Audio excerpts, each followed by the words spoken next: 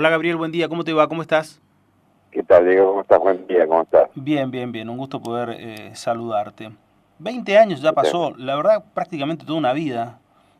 ¿Qué fue lo primero que pensaste con 20 años de haber transcurrido ese hecho? Y la verdad que es esa paradoja, ¿no? Que parece que fue, bueno, 20 años es un montón de tiempo por un lado, pero por otro lado, para quienes, digamos, tuvimos una relación directa con José Luis, es como un día a día permanente donde se vive ese desgarro en forma permanente, ¿no? Y bueno, 20 años, la verdad que pese a todo lo que ocurrió, pese a que hoy casi todos los asesinos están sueltos y demás, creo que todavía está vigente en la memoria colectiva la imagen de José Luis Cabezas, la lucha por su memoria y esta famosa frase, no se olviden de Cabezas, quedó como un sello colectivo, ¿no? Ujú. ¿Qué sucesión de imágenes te vienen a la mente? Digo, porque uno cuando le pasas acerca una fecha, lo primero que viene son ciertas imágenes y recuerdos. ¿Cuáles son los principales que te acercan a vos?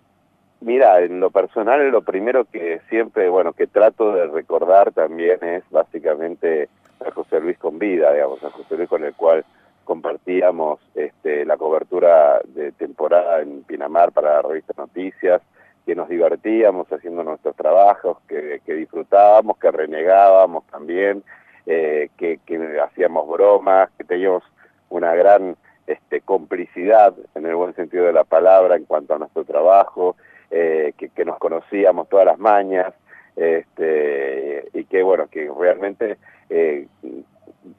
desarrollábamos nuestro trabajo con muchísima pasión y desde el corazón, ¿no? Sobre todo. Entonces, lo primero que yo siempre trato de rescatar es esa imagen, ¿no? La de José Luis que se divertía, que como él decía, el chabón bravo que disfrutaba de su trabajo porque era lo que más le gustaba hacer, sacar fotografías, y bueno, eso es lo que trato de recordar porque todo lo que vino después es terrible y si no, es imposible seguir adelante, ¿no? Se acaba de publicar tu libro, Cabezas, un periodista, un crimen, un país. ¿Qué encontramos en ese libro? Bueno, el libro es digamos, por un lado es una especie de explicación de cómo era nuestro trabajo en aquellas temporadas en Pinamar, Mm. en la década del 90, donde Pinamar era el centro del poder político y de la farándula y demás, cómo era el día a día de nuestro trabajo, cómo se consiguió la famosa foto de Alfredo Chabrán, la trastienda de esa foto, en definitiva también foto que fue uno de los factores que le costó la vida a José Luis Cabezas, porque fue Chabrán quien ordenó el crimen de José Luis. También, bueno, todo lo que fue la tragedia, el asesinato, el descubrir, lo que me tocó de que descubrir que Mm. habían asesinado a José Luis, en lo que fue las peripecias de la investigación judicial y policial, lo difícil que fue hacer periodismo en ese momento tan complicado, porque no sabíamos realmente qué era lo próximo que iba a venir, si estos terminaban el asesinato de José Luis o era simplemente el inicio de una tragedia colectiva que iba por más, digamos, ¿no? Y también, bueno, todo lo que tiene que ver con los juegos políticos y quienes estaban detrás de tratar de que este crimen no se esclarezca, de que no se llegue a Alfredo Chabrán, quienes fueron los protectores políticos de Chabrán, los protectores mediáticos también, los protectores empresariales, judiciales, policiales, digamos. También es una radiografía de eso, ¿no? De cómo Chabrán era el poder detrás del poder y cómo todos los sectores más oscuros de la Argentina intentaron darle Mm. impunidad. Y tiene obviamente una actualización hasta hoy en día con una investigación sobre todo lo que pasó con cada uno de los asesinos de José Luis y también qué pasó con el famoso imperio de Chabrán, que Ujú. después de su suicidio todo el mundo pensó que se había desarticulado y lejos de eso, bueno, lo que muestra el libro, con una investigación con muchos datos duros, ese emporio sigue vigente, nada más que no, por otros rubros distintos a los que operaba anteriormente, ¿no? Sí, y cuando hablamos de Jabrán siempre quedó una suerte de mito en la Argentina que está lleno de mitos, que si está muerto, si está vivo, cosas así. ¿A vos te queda alguna duda? No, no, no, en principio totalmente, no me queda ninguna duda. De hecho, yo dedico bastante partes del libro al tema de la muerte de Chabrán, este suicidio que ocurrió, recordemos, en el marco de que él se fuga de la justicia, que había pedido su captura justamente por ser el autor intelectual del crimen. En la investigación y en todos estos años yo pude ver el expediente de la muerte de Chabrán con las fotos de su cuerpo y demás.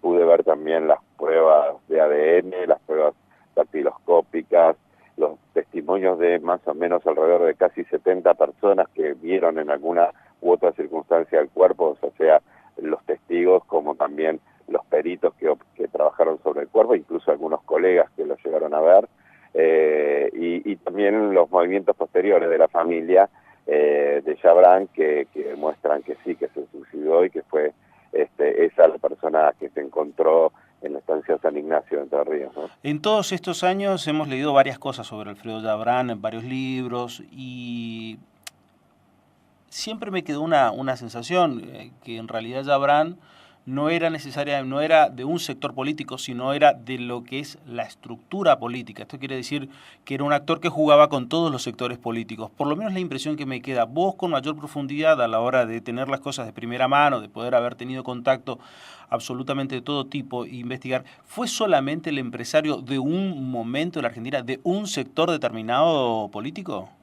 No, para nada. Como bien decís vos, Chabrán empezó su imperio durante la dictadura militar, con sus lazos con las Fuerzas Armadas, en particular con la Fuerza Aérea, que le facilitó su primer gran negocio con el Estado, que es justamente la vinculación con la empresa Cadasa, que es la de depósitos fiscales, allí en Ezeiza.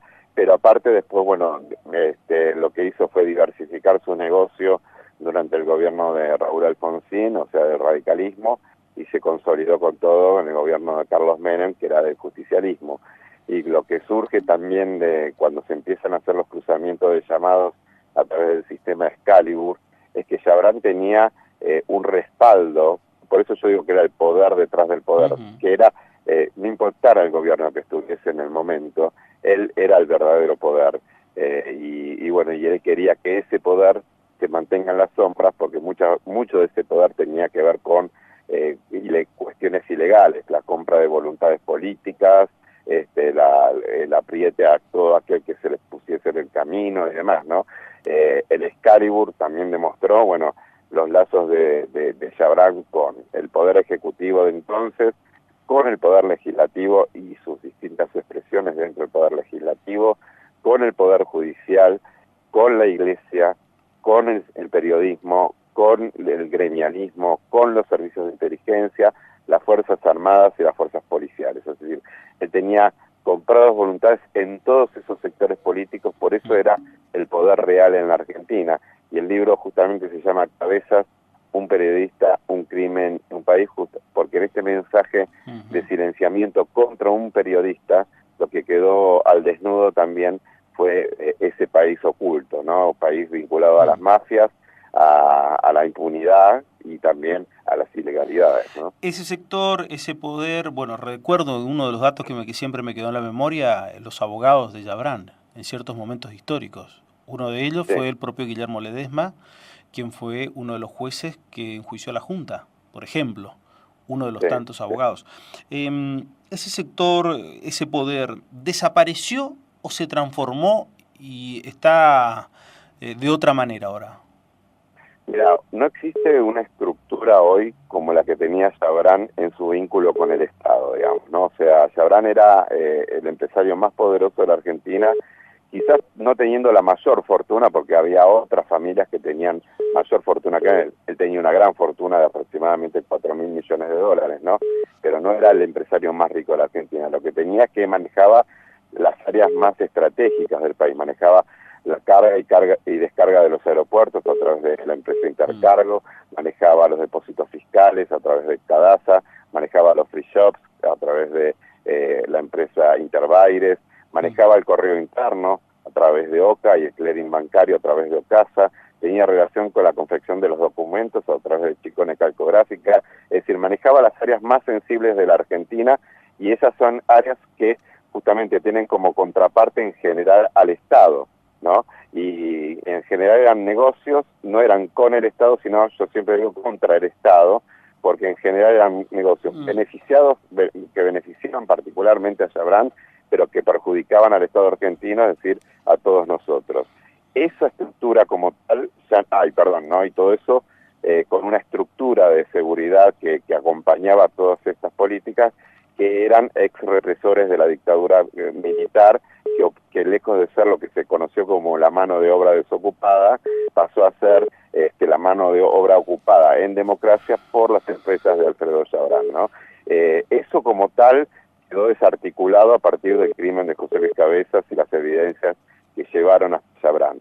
Sin embargo, bueno, hay otros sectores que siguen operando. El caso de la policía bonaerense, que también participó del crimen, sigue involucrada con el delito, como lo vemos hasta hoy en día, y por otro lado, los herederos de Alfredo Chabrán se retiraron, sí, de esas áreas sensibles, pero hoy por hoy tienen muchísimos negocios. Ellos están viviendo radicados en Uruguay más que nada, ¿no?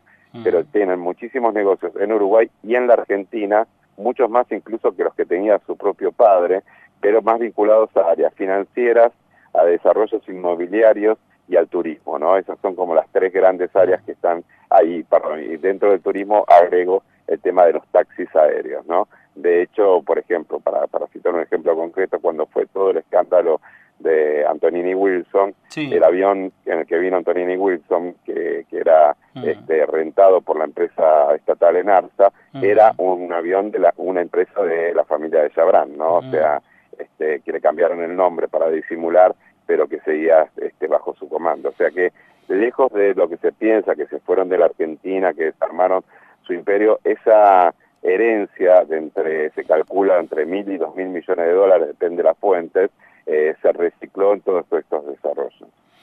En tiempos actuales se habla exclusivamente que los grandes empresarios nacen de lo que significa la obra pública o vinculados de otra manera al Estado. Vos decís que entonces tuvieron, o el verdadero poder de ellos radicaba en contra del Estado, no necesariamente a través de lo que significa obra pública, subsidios, nada de eso. No obra pública, porque ese no era la métier de Chabrán particularmente. Sí, lo que tenía que ver con las áreas de, servicio, más que nada, seguridad aeroportuaria, y ahí hay un dato importante para tener en cuenta, porque yo digo que la importancia de las áreas que manejaba Chabrán, básicamente porque no había control sobre lo que él podía llegar a ingresar en la Argentina o egresar de la Argentina. Por eso hubo tantas sospechas durante mucho tiempo, incluso informes de la DEA de Estados Unidos al respecto, de los posibles vínculos de Chabrán con el narcotráfico, ¿no?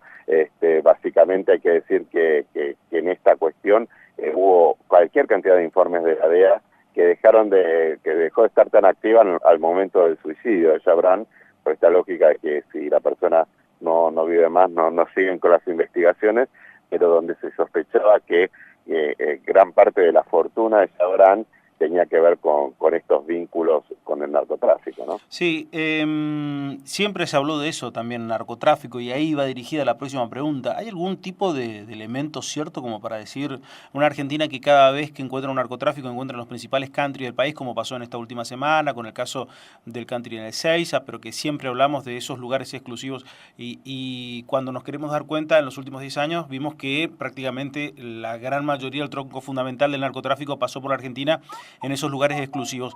¿Hay algún tipo de vínculo de Chabrán con todo ello?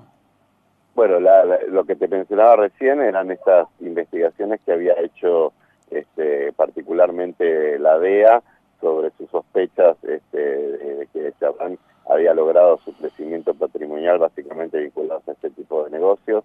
Yo recuerdo, sí, hay como muchos indicios, ¿no? El dato concreto, que la famosa foto que hizo José Luis de Chabrán en Pinamar, un año antes del crimen, fue acompañando una investigación que había hecho yo con otro colega.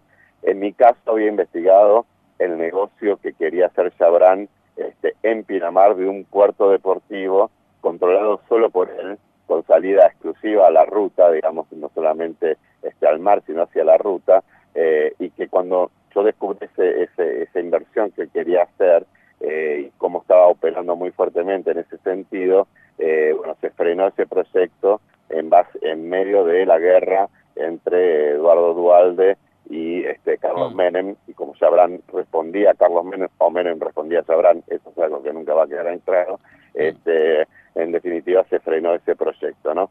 Pero en ese caso particular, yo me acuerdo cuando descubro esto y hablo con los referentes de Chabrán en Pinamar, ellos me blanquean ese proyecto después de que yo publico la investigación y después al año siguiente me reconocen que era así y me dicen que ese puerto en funcionamiento iba a perder alrededor de $2 millones por mes. Entonces, obviamente, la pregunta obvia era, ¿y cuál es el negocio entonces? Bueno, me vinieron con toda una explicación del desarrollo inmobiliario a futuro que iban a hacer alrededor de ese puerto y demás, cosa que nunca cerró, ¿no? Y entonces, bueno, son como muchos indicios. Recordemos también que en aquel entonces también se había desatado la guerra entre Domingo Cavallo, entonces ministro de Economía, con Carlos Menem, y Cavallo diciendo que había una mafia enquistada en el poder y que esa mafia respondía a Alfredo Chabrán, el jefe era Alfredo Chabrán, ¿no? Y bueno, y en ese contexto se discutió una ley para que el Estado, a través de sus organismos de control, pudiese tener la atribución de revisar la correspondencia que circulaba por las camionetas de los correos privados, ¿no?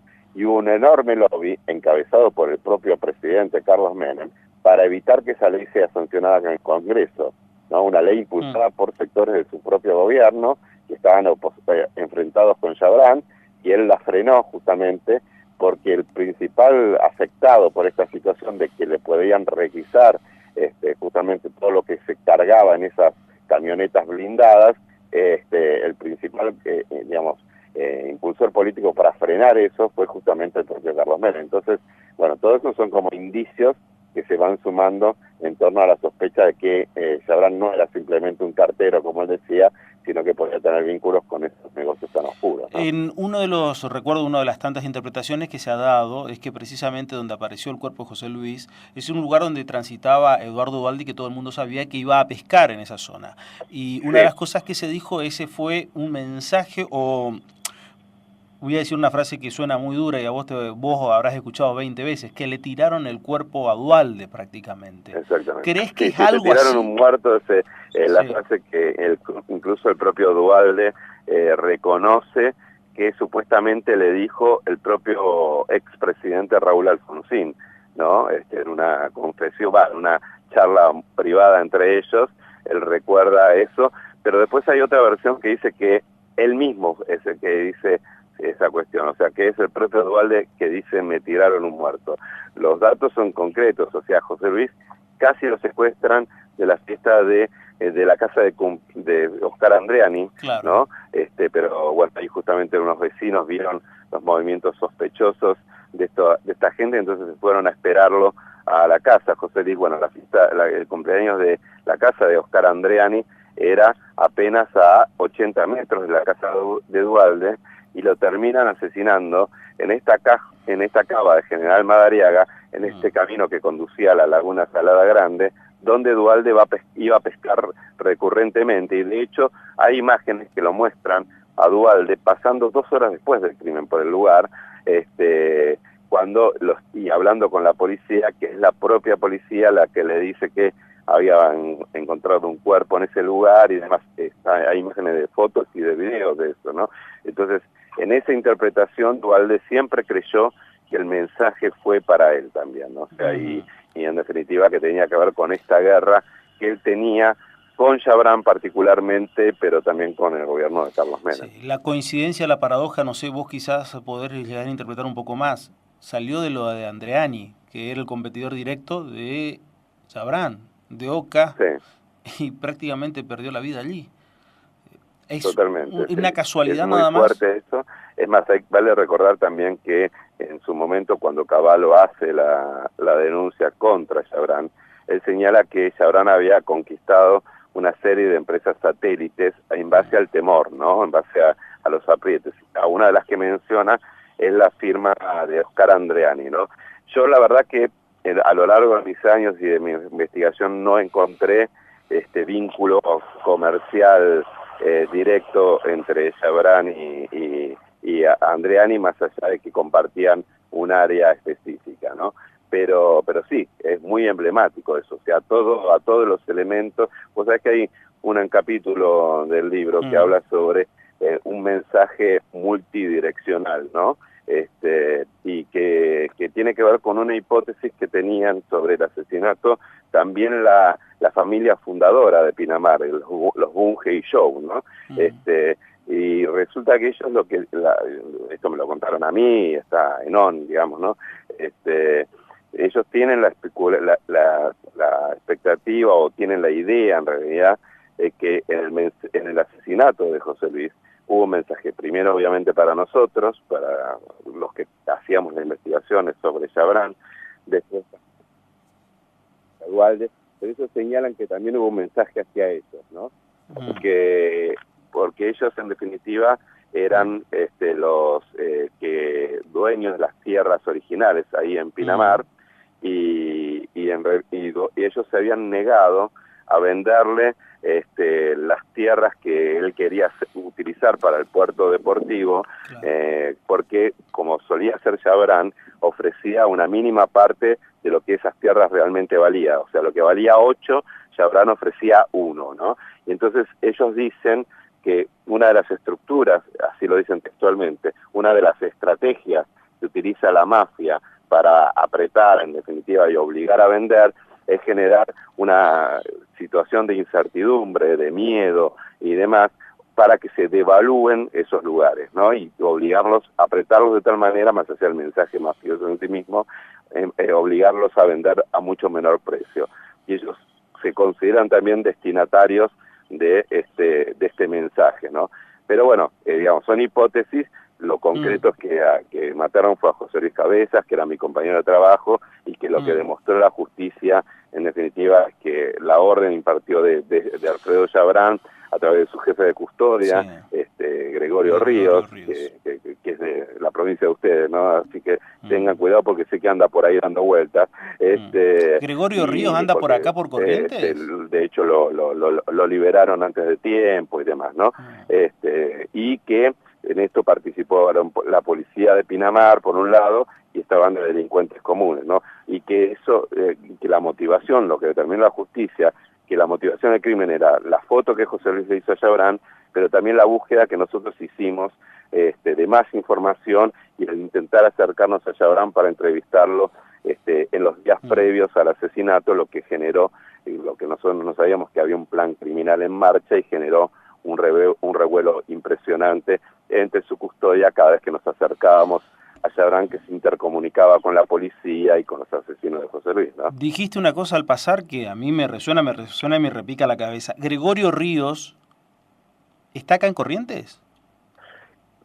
Tiene esta parte del tiempo, que esto es una parte que refleja también el libro, parte del tiempo está en Buenos Aires, él tiene una casa en San Isidro, en la zona norte del conurbano, y suele viajar bastante allí a Corrientes, porque él es de allá y tiene familia allá, de hecho. Tiene familiares acá y viaja bastante. A mí me quedan dos preguntas. Una que tiene que ver con esto que vimos en los últimos días. Sacaban armas en tachos de basura, es el título de hoy. Y permanentemente casos policiales en forma cotidiana, en el cual roza a la policía. Hace poco veía uno que estaba vinculado, que un suboficial de la policía vivía en un country, cosa que parece imposible. La denominada maldita policía nunca desapareció. ¿Sigue sobreviviendo, no importa el gobierno?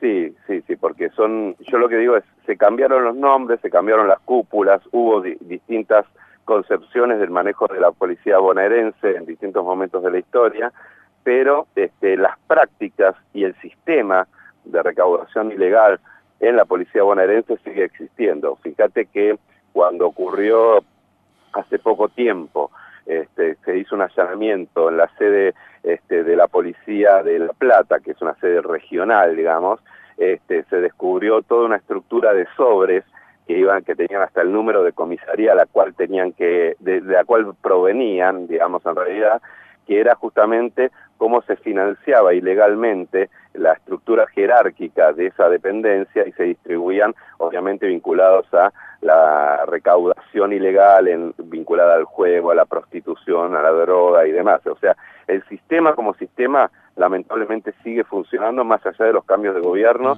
y los cambios de política criminal que haya sobre la policía, ¿no? Los hijos, ¿pudiste hablar con los hijos de José Luis? ¿Qué tipo de recuerdo tienen? ¿Qué piensan hoy? Bueno, fue muy fuerte, porque también el libro apunta a cómo José Luis se convirtió en un símbolo colectivo, digamos, redimensionar a José Luis persona, ¿no?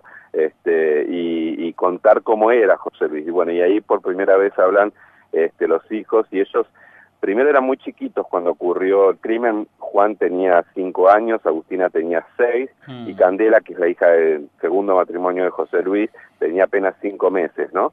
Y ellos, digamos, tienen algunos recuerdos vagos, ¿no? O sea, de algunas situaciones que vivieron con su papá y demás, pero lo que es impresionante, a mí lo que me terminó de demoler es, bueno, primero que nada, esos momentos que ellos hubiesen querido compartir, importantes en su vida, que no pudieron compartir porque una mente criminal decidió matar a su papá por simplemente hacer su trabajo, y también el tema de lo que significa para ellos convivir con el símbolo colectivo que es su padre, ¿no? Es decir, Agustina me contaba que a veces le ha pasado que va caminando, me contaba un episodio particular en la localidad de Bragado, en la provincia de Buenos Aires, iba a un recital de La Renga, y cuando estaba pasando por un lugar había una plaza con un monumento con el nombre de su papá, y que sus amigas, viste, le marcaban esto, y que era muy loco para ella ver el nombre de su padre ahí.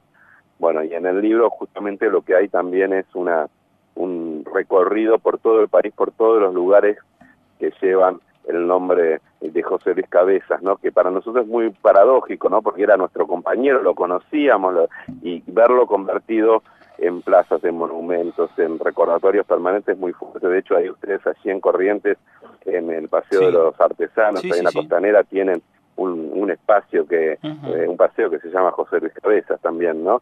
Y bueno, y esto es muy fuerte. Y los hijos, bueno, contaron lo que fue para ellos eso, el ir en un colectivo y cruzarse con una marcha con la imagen de su padre, ¿no?